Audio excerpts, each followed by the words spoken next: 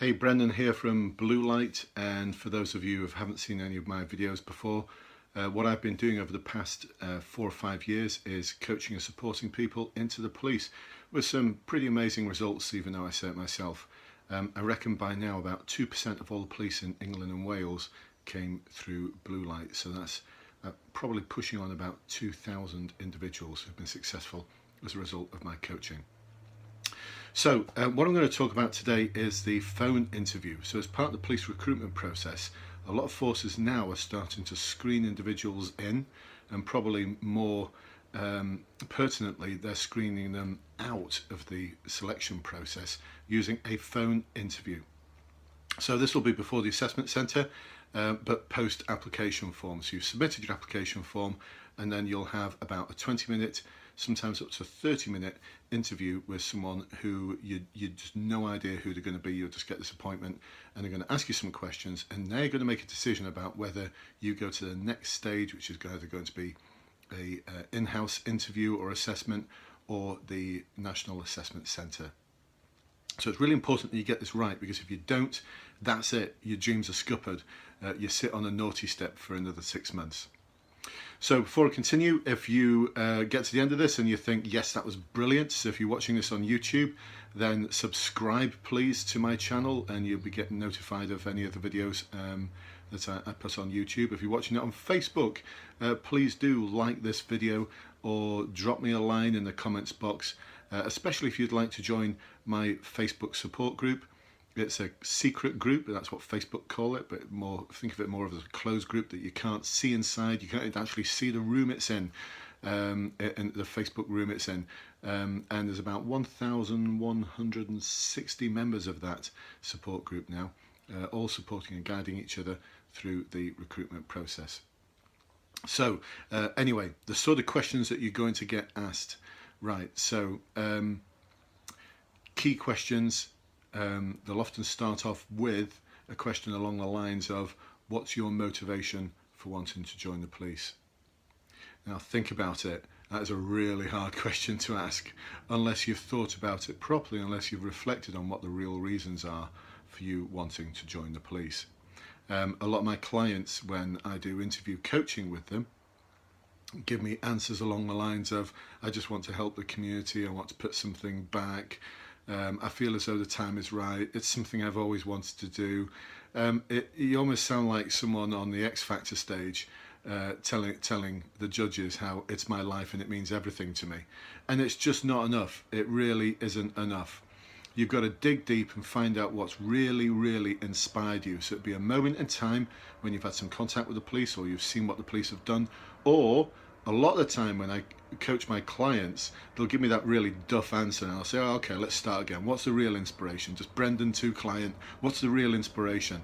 And I'll dig deep enough and find that one of their friends' fathers was a police officer, or their auntie was a police officer, or their best friend became a police officer. And they're the ones who truly inspired them. And then we find out what it was about that individual, or about the stories they told, that was particularly inspirational. Because you don't just wake up one morning and think, I know, I'll join the police. It just doesn't work like that. I want to know as an interviewer what your true inspiration or motivation is. So on my courses I go into that in a little bit more depth, but there's a little sneak preview for you. Get your thinking, put your thinking cap on about how you're really going to answer that question. So other questions that you might get asked: what challenges does this force face? And how, as a police officer, would you go about supporting the force in meeting those challenges? Wow, 2 questions all rolled into one there. Really, really tough. I'll come back to that in a moment. Other possible questions you might get: a time when you've worked as part of a team to accomplish something or to resolve a problem, or a time when you've worked in partnership with others to solve a problem, or to support someone else solving a problem. A time when you made a difficult decision, and why was it difficult? A lot of the time people will tell me about a decision they've made, but it's not a difficult one. I don't want to hear about a decision you made. People make decisions all the time. I don't want to hear about how you decided to buy a new house, or how you decided on a change of career, or how you resolved some problem at work that's actually just part of your role. I want to know about a difficult decision. Other questions you could get asked: a time when you've been in a challenging situation. And what did you do? So these are all the sort of questions you might get asked, and on top of that you might get asked questions about what values are important to this force and why. Other questions that you could get asked are about what values are important to police officers and why are these values important. So you need to prepare for any or all of the above. And if you're not, you're going to fail at this stage, and that would be tragic, because it really could be me life. It's all I've wanted to ever do, and you'll fail at that stage, and it'll be really demoralising for you, especially if you've got to sit on the naughty step, as they call it in my Facebook group, for 6 months. So I go into a lot of depth on my online courses and in my seminars and my coaching sessions to help people answer those questions in a really structured, really detailed way that's going to absolutely nail it. But you've got to have the life experience behind you, and I can't give you the answers. I can just show you the way. You've got to do the hard work. All I can do is show you the way. So I thought we'd take a look at the sort of challenges the force faces, because that's another one where everyone keeps dropping the ball. Okay, they give an answer that might just pass, but I don't want my clients to just might just pass. I want my clients to completely ace the interviews. Recently, one of my clients went to an interview, and at the end of it, the inspector who was interviewing them was not in tears, but there's a lot of glassy eyes going on, and said to this particular individual about how they can recognise now how much they really, really want this job and how it suits them perfectly, and pretty much gave him the nod, actually did give him the nod and said, you've passed, informally, you've passed. I'd have you on my team any day. Now, that is not the policy of the force. The policy of that particular force is to release whether you've passed or not a week or so in the future. So that particular individual is a member of my Facebook group as well. They had to keep it quiet. They told me, I knew that they'd passed, but they had to keep it quiet until they got the official nod. But that's where you want to be. You want to be at that point there where the person who's interviewing you on the phone is so inspired by you that they have no doubt in their mind that they're going to put you through to the next stage. That's where you want to be. So let's take a look at this challenges the force might face question. Now, I've got a 9-year-old daughter, and she's a bit of a whiz actually on IT. She knows her way around an iPad. She knows what Google is for and how to utilise Google. And on a number of occasions, she's surprised me with the information that she's come up with. So a lot of the time, when I ask that question, people who think they're well prepared tell me about what's on their website. Now, my daughter could find that out, and she's 9. So if a 9-year-old could give an answer to that question, it's not enough. It really isn't enough. So in terms of challenges, what I'd expect my clients to do and what I push them to do, and every one of them who's done this has come back and said, really, really positive. Why I didn't think of that before, I don't know. So get yourself to a police station. Ask for a ride along. A lot of forces say they can't do it because of insurance reasons, blah, blah, blah, bureaucracy. But a lot of forces do. Check out whether your force or a neighbouring force will do a ride along where you can go and spend a day with police officers out on patrol. What a great opportunity to find out what the real challenges are. And what a great way to refer to it. You can talk in your answer about some of the challenges that are on the website or some of the challenges that you've read in the news. But like I said, a 9-year-old could do that. What a 9-year-old couldn't do is ask questions of the particular constable or sergeant that you go out on patrol with about the challenges they face on a daily basis in an operational context.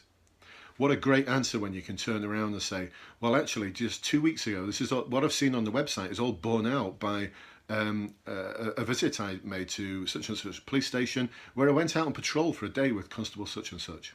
And during that time, I saw them deal with this, that, the other.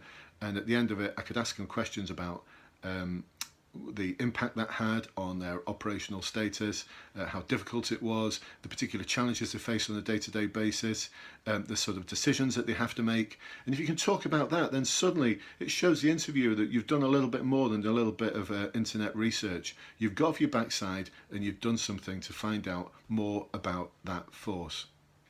Now, if they won't let you do a ride along, go to the police station and ask to speak to people who are at that police station in at the time. And if you go in the morning and say, no, we can't do that, go back in the afternoon. It's a different shift and you may get a different response. Now, they should be very welcoming. 95% of the time, my clients find that when they do this, the individuals at the police station are incredibly welcoming. Think about it, you're going to be part of their family, so why shouldn't they be welcoming? One individual spent about 2 hours in the police station. He only went there to have a sort of 10-minute chat. He spoke to the inspector, one of the sergeants, a few of the constables, a couple of the PCSOs. He got showed around the police station, got introduced to different people in the corridor. I mean, how cool was that? And he got to ask lots of questions about the challenges, code of ethics, how it works. Why is that on the notice board? What's that notice board for? That's an interesting notice board. It's got loads of letters from members of the public. Why do you do that? It's your appreciation board. Oh, that's a divisional newsletter. Can I take a look? Brilliant, absolutely fantastic. Then you get to find out what the real challenges are. Now, if you're a special constable or PCSO, you might be thinking, oh, I know all of this anyway because I'm already in the job. No, you don't know enough. Make an appointment with the Chief Superintendent. If you see an ACC at headquarters, or the Chief Constable even, stop them, ask them, tell them that you aspire to be a constable, and if you don't mind, sir, ma'am, have you got a couple of minutes just to answer a few questions for me? If any Chief Constable turns around and says, no, I don't have time for you, then you don't want to join that force anyway. And I don't know many Chief Constables or Chief Officers would do that. Now, if you can't capture a Chief Officer, because they are hard to find at times, find a superintendent, book some time in. They won't mind, they will love it.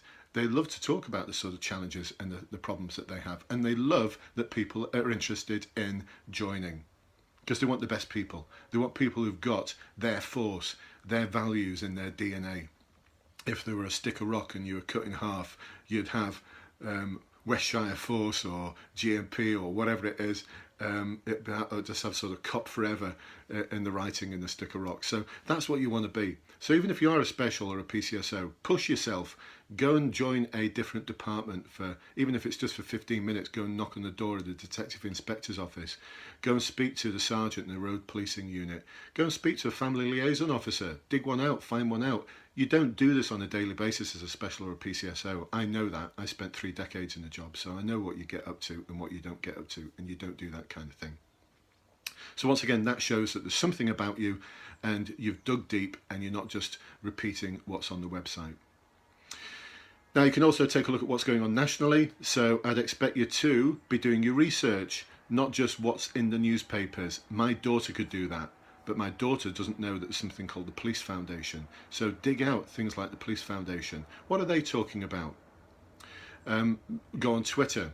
Explore what conversations are taking place between those individuals who are doing some amazing things in different forces on Twitter. And ask them questions. Find some individuals on Twitter who are part of the force that you want to join and send them a message, ask them questions, phone them up. Do whatever it takes to get the information that you need. And the worst that can happen is someone says, no, I don't have time for you. Well, that's their problem, not yours. If any individual came to any member of my team whilst I was in the job to ask for some support and advice about how to join or wanted to find out more about the challenges, they would be welcomed with open arms, and I'd be really disappointed in any of my officers if they turned them away and said, we don't have time for you, because that sends the wrong message out about our force. So there you go, folks. That's the sort of detail I'm looking for as an interviewer. That's the sort of detail that you should be preparing for. Shameless plug here, join one of my courses. Subscribe to some coaching from me, and I'll do everything I can to get you through whatever stage you're at in the recruitment process. I've done it for almost 2,000 people now. I'm really proud that I've managed to support people in achieving their dream. The next person could be you. But even if you don't want to subscribe to my courses, because you might just feel confident enough, and that's ace, please take a look at my videos. Join us in our Facebook group. I get lots of messages from people who I've never met, never heard of before, saying, I've watched your videos, I've seen your advice, I've read your blogs, and I've completely aced it at the assessment centre or the recruitment process. And I think that's great as well. So either way, it's completely up to you. Like I said, if you're on YouTube, don't forget to subscribe. Any comments in the box at the below in the YouTube box, I'll answer those. And if you're watching this on Facebook, don't forget to like this or make a comment. Facebook loves people who do that, and it helps spread the word about my messages in terms of police recruitment. So until next time, folks, I shall see you then.